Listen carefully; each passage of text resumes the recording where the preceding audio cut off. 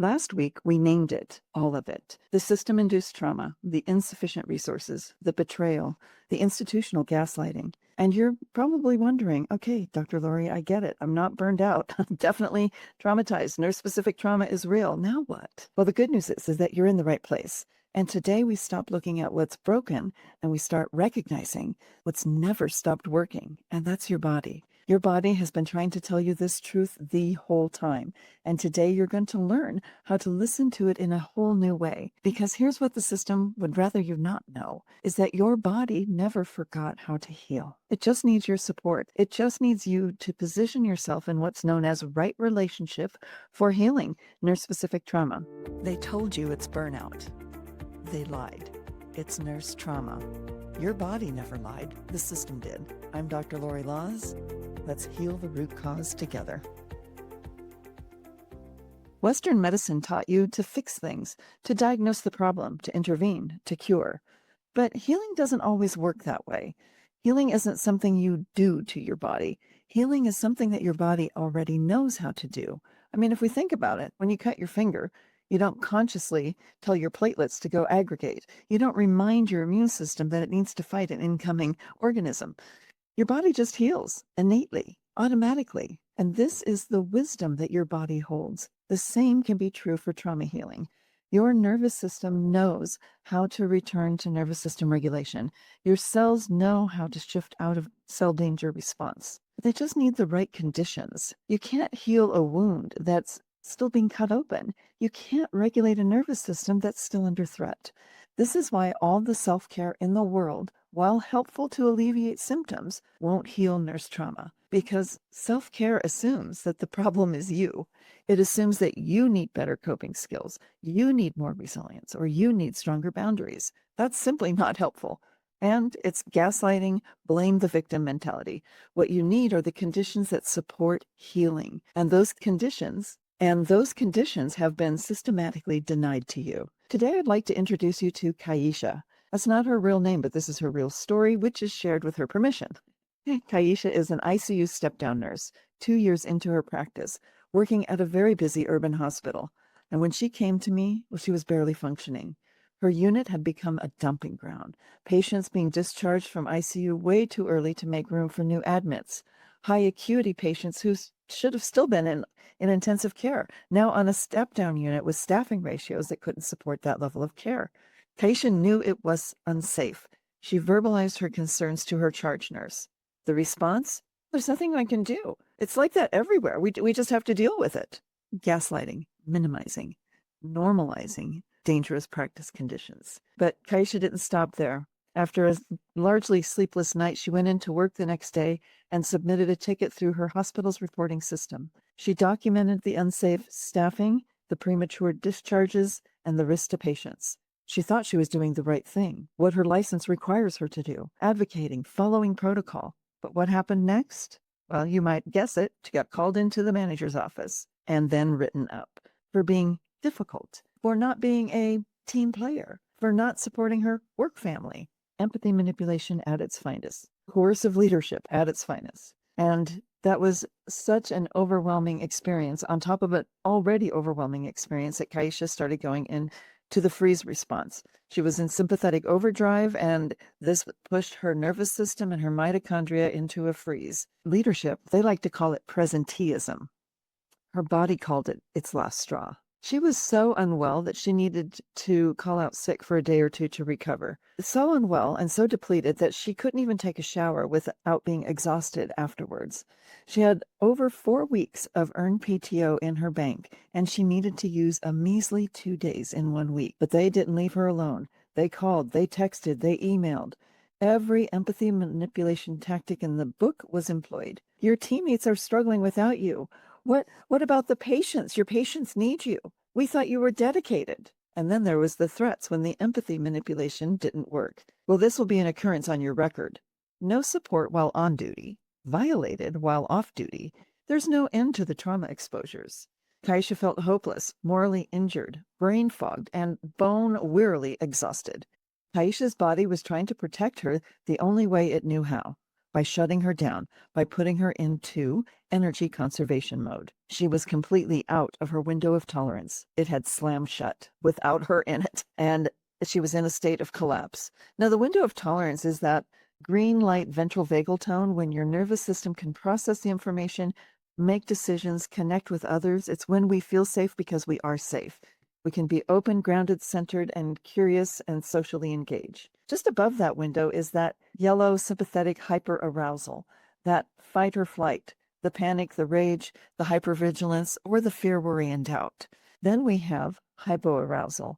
Below that window is hypoarousal, freeze or collapse, numbness, dissociation, shutdown. Kaisha was living below that window, utterly frozen and unable to access the energy she needed to think clearly, to advocate for herself, to make decisions, or even have decent quality of life when she was away from work. She desperately wanted to quit her job, but the nearest hospital was 40 minutes away, and she couldn't even muster the energy to update her resume anyway. That's what the freeze does. It conserves what little energy is left for essential function. Everything else shuts down. And the system, her employer's response? Well, you just need to manage your stress better. As if this was a stress management problem. It's nurse-specific trauma.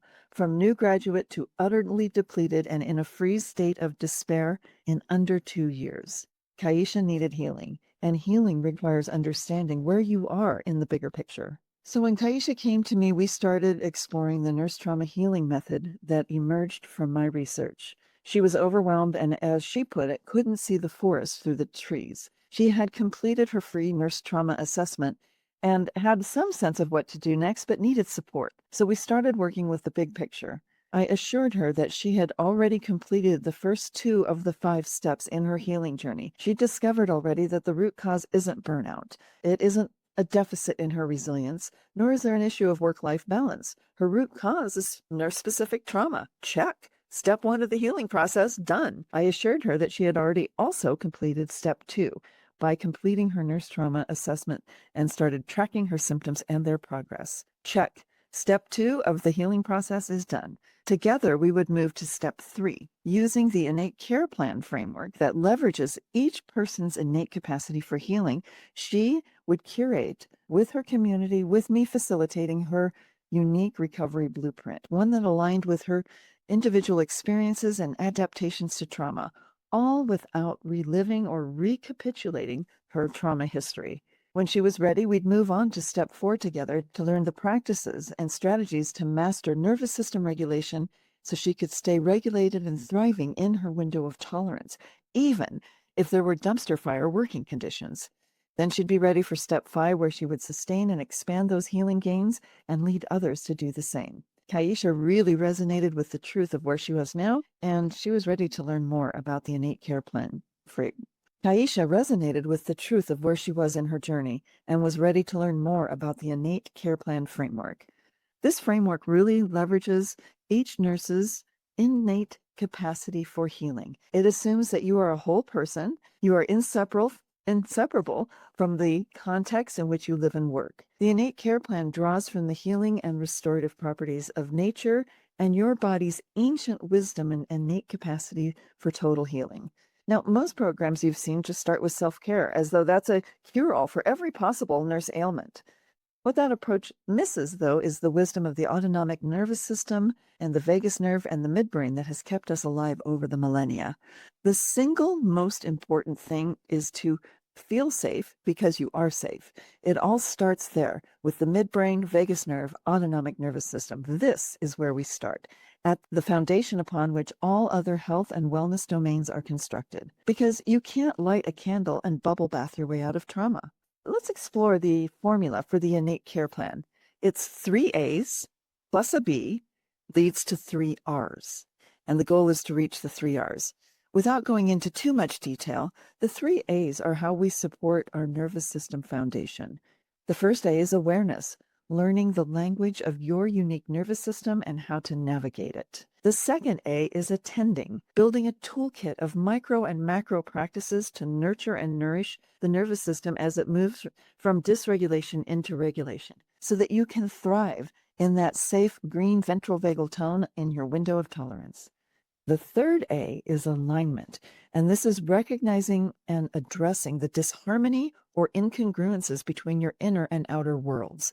Most people, nurses especially, live in a state of dissonance, and the goal is to live in resonance. And alignment is how you get there. Now, let's move to the B part. So, those were the three A's. Now we just have one B of the Innate Care Plan, and that is for balance. And this is where all the self care activities that I know you already know across all wellness domains live. The things like getting enough sleep, being hydrated, eating clean, healthy environments, being in healthy relationships, financial health, living according to your morals and values, your spiritual practices, etc. Now, here's where the magic, the root cause healing happens. When your three A's, your foundation is stable, then every other wellness domain is also supported. That's why B is for balance. It's atop the foundation of the three A's. This is where your window of tolerance is wide open and you're regulated. You arrive at the three R's, which is exactly where you want to be. The first R is regulation of your nervous system. You now know its language, how to navigate it, nurture it, and nourish it. Brilliant. The second R is reconnection within yourself and with others. You are no longer fractured or disconnected internally. You are whole, healthy, and aligned. And because the inside is healed, the outside does too, in the form of reconnecting with friends, family, and community. Then the last R, and the one that matters most, is the one that gets decimated by the system, like practically in nursing school or shortly thereafter. And that R is restoration of your healer's heart. The healer's heart is the love that you are, the omnipresent love that is here for you every waking moment. Your healer's heart is your why for what matters most in your life, personally and professionally. Kaisha was leaning in, hanging on every word, sitting at the edge of her seat. The truth was landing beautifully in every aspect of her being. It was palpable. She looked at me in earnest and asked, "So, nervous system regulation isn't the goal, but it's the foundation?" It was now my turn to hang on the edge of my seat. I said, "Yes, brilliant. Nervous system regulation is the foundation upon which all health and wellness resides." Why does nervous system regulation matter so much? If you're in those states too long, you go right to red light dorsal vagal freeze, and those capacities go offline or are greatly diminished. Think like a dimmer switch. Like you can't be open, grounded, centered, mindful, and in your optimal critical thinking skills if your nervous system is fighting or running from that metaphorical saber-toothed tiger that the healthcare system is right now. This is why you can't journal your way out of trauma, why you can't Pilates your way out of a freeze, why you can't positive affirmation your way out of hyperarousal. You need to bring the nervous system back online first, back into that green ventral vagal. And that's what the Innate Care Plan does. It creates the conditions for your body to do what it already knows how to do, and that's to heal. So let's check back with Kaisha and where is she now? She's 6 months into her healing journey, and everything has shifted. She's no longer in the freeze state and spends most of her time in that green ventral vagal tone now, regulated and present. She's able to think clearly so she can respond instead of react. She's able to make more meaningful connections with loved ones and colleagues. Well, she did get that resume updated, and she's applied to 3 job opportunities. 2 are non-hospital roles, and 1 role is at another hospital. When we started working together, she could not even envision any other opportunities other than the job she currently had. Why? Because she was in survival mode. She couldn't see the big picture of opportunities that awaited her. So she's still at her current job, but she's not collapsing at it anymore, and she is exploring what options are available to her and which of those options are most aligned for who and how she wants to be. Because her nervous system is regulated, she has nervous system resilience that can withstand the worst of harsh working conditions, even dumpster fire conditions. When management calls her on her day off, she doesn't answer and she doesn't feel guilty. When her charge nurse gaslights her, she names it calmly, clearly. That's not accurate, and you know it. She's reclaimed her voice, and she doesn't require the environment to change first. It required her to regulate her nervous system first, and then everything else changed. So what does this mean for you? I know you might be wondering, well, that's great for Kaisha, but I can't leave my job. I don't have time to heal. I don't have money for recovery. That's what a nervous system that is in survival mode always says. And you don't necessarily have to do everything that Kaisha did, but you certainly can. It's accessible and affordable. But you start exactly where you are. And here's how you can get started in under 5 minutes that doesn't cost you a thing. And the first step is to take the free nurse trauma assessment. Find out what your symptoms are telling you and where you are in the nurse trauma spectrum. Get the immediate guidance from me, a free report that I will send to you immediately with outlining where you are and recommended next steps. And then the next step is to start with the microdoses matters practice.